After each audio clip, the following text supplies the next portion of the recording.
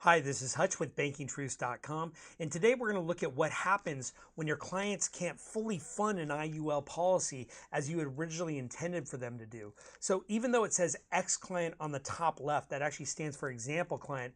If you don't want your clients to become X clients, it's good that they fully understand the range of flexibility inherent in IUL.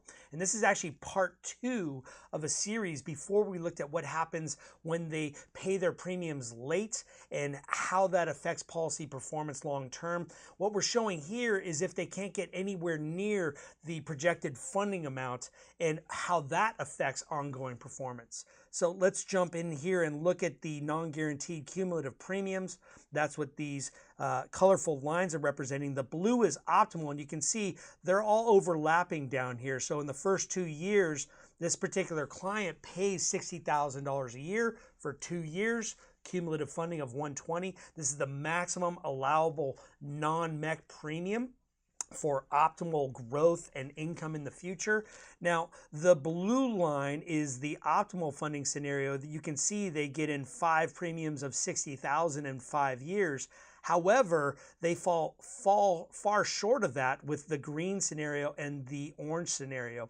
And you can see that the orange scenario is funding substantially lighter premiums. It's actually $5,000 a year for a number of years, and they pay much longer than the green scenario, who pays $10,000 a year for a number of years. And let's just look exactly at what's happening here in the simplified spreadsheet view. So again, exact same policy across the board, starting with 1.295 of death benefit, planned premium of 60.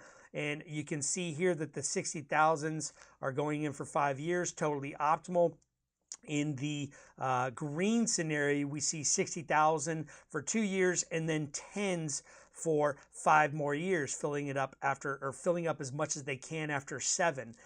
What happens after that is we drop the death benefit substantially, as you can see, as well as with the orange scenario where we pay $60,000 a year for 2 years and then $5,000 a year until year 15, at which, we drop the death benefit in all of these scenarios, in the 2 light funded scenarios after the 7th year because, well, let's face it, clients start this not as much for protection, but for long-term performance. So if we want the performance of this light funded scenario to look good, we need to drop the death benefit to the lowest amount that the IRS will let us.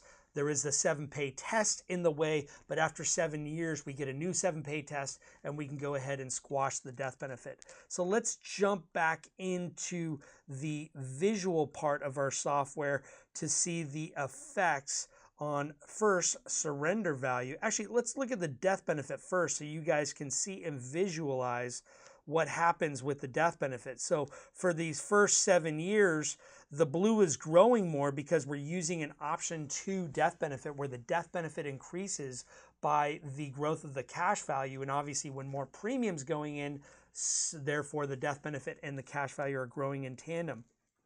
But when we light fund these, it's hard to see the green behind the orange here, but the 2 are in tandem.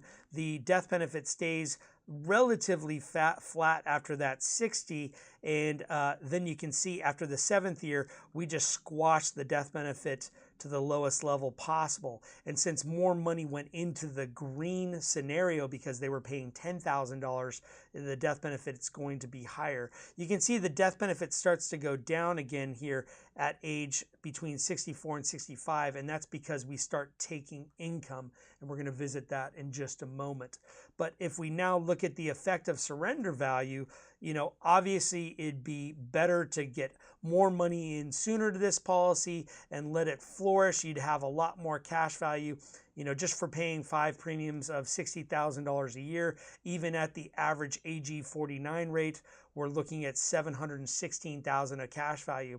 Now, substantially less for the green scenario and the orange scenario, but remember, in this scenario, we only got in 170 of premium, and it took us longer to get it in there. In the orange scenario, we got 185,000 of premium, and it took us even longer to get that money in there. But still not a bad pile of cash for something that had the risk profile of something more like CDs, savings accounts, or the like.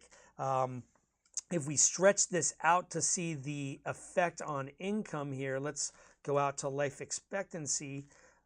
We can see that what happens to the surrender value is, obviously the blue is going to be higher along the way. There's more money in there, but the orange and green are holding strong in tandem. If we look at cumulative income, and let's just back it up to the first year so we can see how much the level income is.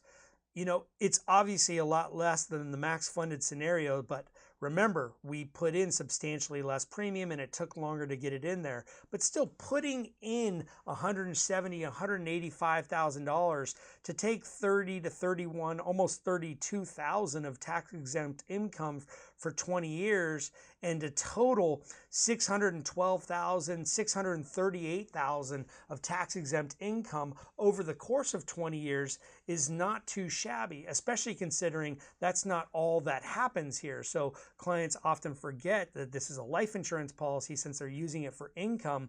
And if we go back to the death benefit amount, even though the death benefit shrunk quite a bit, there's still over 6 figures of tax-free death benefit left behind for heirs. And most of our clients are not going to leave the undertaker with the bill. Sometimes they're even going on these infomercials and buying burial policies anyway. So this essentially acts as their burial policy, clean up any lingering affairs from any illnesses that they may have had, hospital bills and whatnot. So almost the full, well, not the full amount, but close to 2/3 of the premium, somewhere thereabouts, is actually left behind in death benefit, and they got to enjoy all this tax-exempt income plus some amount of death benefit the whole way. So what I want you to take away from this is, even though clients look at the bill of their insurance policy as this rigid thing that has to be met, although that may be optimal for them,